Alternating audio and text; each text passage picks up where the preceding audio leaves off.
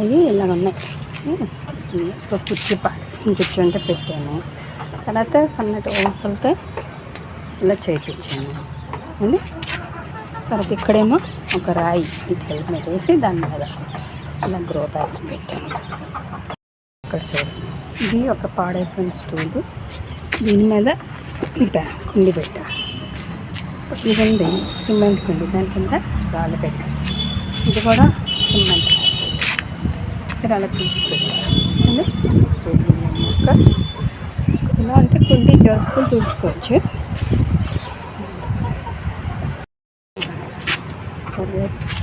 ఈసారి కింద మీకు కనబడుతుంది అడ్డించట్టు చూడండి. కొన్నాటికి ఏంటంటే నేను వాటర్ పడే చోటు ఇలాంటి అన్వాంటెడ్ చూడండి కరివేపాకు మొక్క ఇవన్నీ ఉన్నాయి కదా, ఇట్లా మొక్క దీని కింద పెట్టాను. చూసుకురా, నీళ్ళు పోకుండా అన్న పాత డబ్బాలు ఉంటే అలా పెడుతున్నాను. ఇవన్నీ కూడా అంతే. ఇది మునగ చెట్టుకి ఇలా రాళ్ళేసి పైన పెట్టాను. ఒక రాయి వేసి పెట్టాను. రూపాయల డబ్బులకి ఇలా ఇటుకలు వేసి ఇలా పెట్టాను. ధర్మాకోల్ డబ్బాకి 50 రూపీస్ స్టూల్ అనమాట. ఒక స్టూలు 10.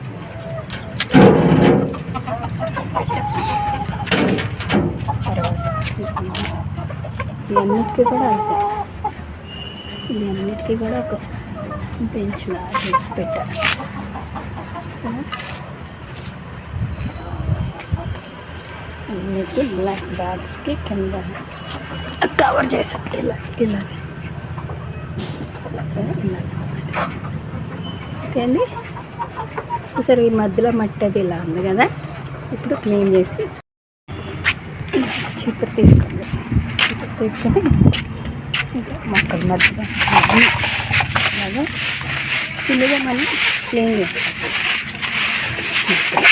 ఇక్కడ ఇవన్నీ ఇలా క్లీన్ చేసేసుకోవాలి.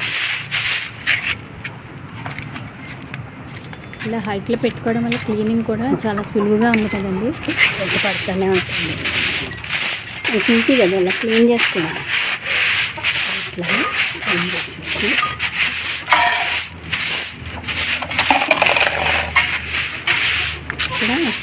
మనకి వేస్ట్ పార్ట్స్ ఏమన్నా ఉంటే అలాగా నీరు పడతాయి కదా, ఆ వాటర్ వీటిలో కలెక్ట్ చేసుకొస్తాం.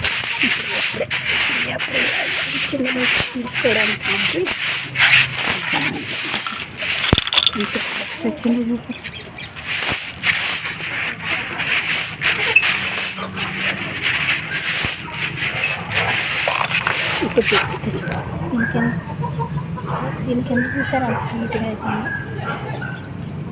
ఇక్కడ ఏంటంటే వాటర్కి మనకి పనికిరాని డబ్బాలు అలాంటివి పెట్టుకోండి.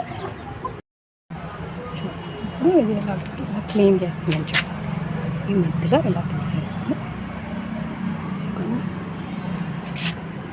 ఇవన్నీ ఇటు నుంచి ఇలా తీసాను.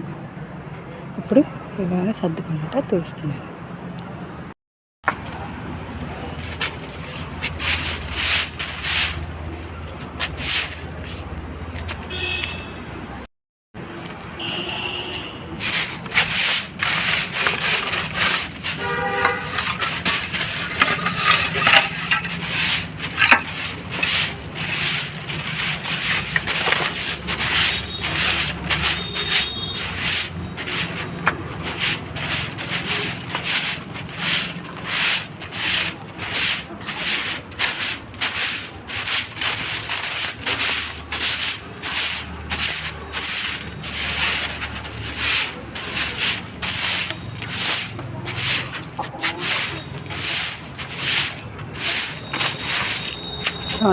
Thank you. బాగుంది కదా, ప్లీజ్ లైక్ షేర్.